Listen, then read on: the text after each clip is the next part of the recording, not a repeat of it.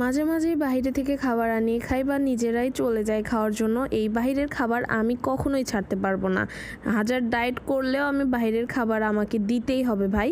তো আমরা সেদিন সিরাজ চুই গোস্তে চলে গিয়েছিলাম ওদের স্পেশাল চুই গোস্ত খাওয়ার জন্য। তো আমরা অর্ডার করেছিলাম ভাত, তারপরে পেঁয়াজ মরিচ ভর্তা আর ওদের স্পেশাল মাটন চুই গোস্তটা, কারণ বিফটা আমার ততটাও জমে না। তো সাথে সাথে সার্ভ করে দিল আর অনেকখানি ঘি নিয়ে নিয়েছিলাম। আর এখানকার পেঁয়াজ মরিচ ভর্তাটা বেস্ট, মাংসও লাগবে না। এই ভর্তা হইলে 2 প্লেট 3 প্লেট ভাত একবারে খাওয়া যাবে ভাই। আমি খেতে না পারলেও তোমরা পারবা, আমার পেট যতখানি আমি তো ততখানি খাবো।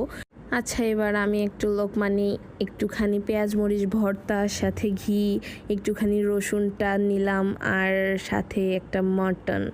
জাস্ট বেস্ট একটা কম্বিনেশন। আমার এখনই খাইতে ইচ্ছা করতেছে। তো আমি অনেকখানি করে মাংস নিয়ে নিয়ে খাচ্ছিলাম। আমার অনেক দিন ধরেই ক্রেভিং হচ্ছিল চুই ঝাল খাওয়ার। আমাকে যদি সকালে খাইতে দেয় চুই ঝাল, আমি আবার বিকালে মিস করব চুই ঝালকে। আমি এতটাই পছন্দ করি চুই ঝাল।